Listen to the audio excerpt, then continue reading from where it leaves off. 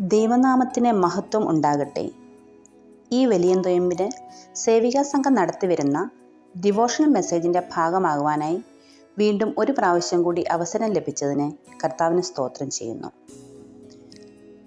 നോമ്പിൻ്റെ അനുഷ്ഠാനങ്ങളുടെ ഭാഗമായി നാം 50 ദിവസം ഉപവസിച്ച് നോമ്പ് നോക്കുന്നത് കൊണ്ട് നാം എന്താണ് നേടുന്നത്?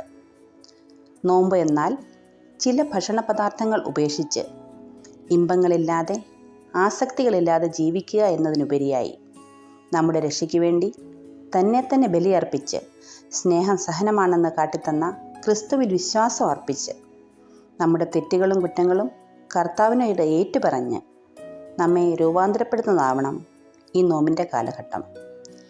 എന്താണ് വിശ്വാസം? നമ്മെ തന്നെ കർത്താവിന് ഏൽപ്പിച്ചു കൊടുക്കുന്നതിനെയാണ് വിശ്വാസം എന്ന് പറയുന്നത്.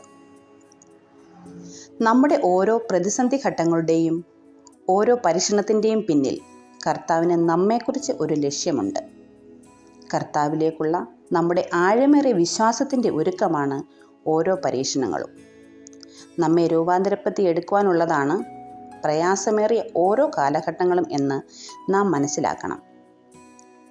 വിശുദ്ധ ബൈബിളിൽ എബ്രായർ 11:1 ഇപ്രകാരം പറയുന്നു: വിശ്വാസം എന്നതോ ആശിക്കുന്നതിൻ്റെ ഉറപ്പും കാണാത്ത കാര്യങ്ങളുടെ നിശ്ചയവും ആകുന്നു എന്ന്.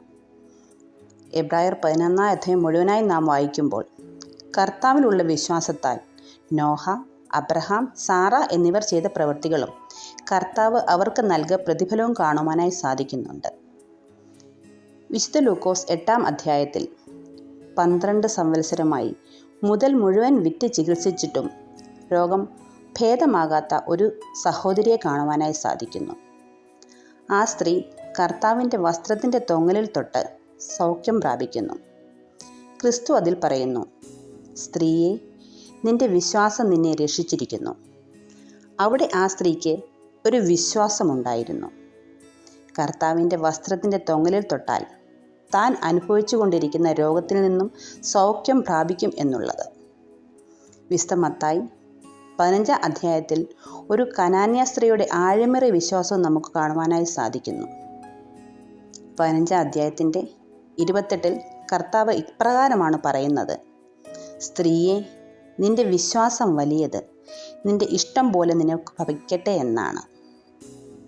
അത് അർത്ഥമാക്കുന്നത് നിന്റെ ജീവിതത്തിൽ നീ എന്ത് ആഗ്രഹിക്കുന്നോ അതുപോലെ നടക്കട്ടെ എന്നുള്ളതാണ്.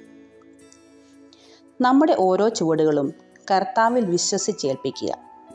നമ്മെ ഏൽപ്പിക്കുക എന്ന് പറയുന്നത് കർത്താവിന് ജീവിക്കുവാൻ നമ്മുടെ ശരീരത്തെയും മനസ്സിനെയും ചിന്തകളെയും ഏൽപ്പിച്ചു കൊടുക്കുക എന്നുള്ളതാണ്.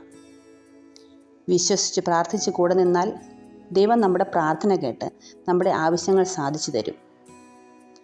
അരുതാത്തതിനോട് അകലം പാലിച്ച് നമ്മുടെ വളർച്ചയ്ക്കും ഇന്നയോളം ദൈവം എന്നെ വഴി നടത്തി എന്നുള്ള ആഴമേറിയ ദൈവവിശ്വാസത്തിലും മുൻപോട്ട് പോകുന്നതാകട്ടെ ഈ നോമ്പിൻ്റെ നാളുകൾ. നമുക്ക് പ്രാർത്ഥിക്കാം. ഞങ്ങളുടെ വീഴ്ചകളിൽ ഞങ്ങളെ കൈപിടിച്ചുയർത്തിയ കർത്താവേ, ഞാൻ നിന്നെ ഒരു നാളും കൈവിടുകയുമില്ല ഉപേക്ഷിക്കുകയുമില്ല എന്ന ദൈവവചനത്തിൽ അടിയുറച്ച് വിശ്വസിച്ചുള്ളവരായി ജീവിക്കുവാൻ ഞങ്ങളെ സഹായിക്കണമേ. ആമീൻ.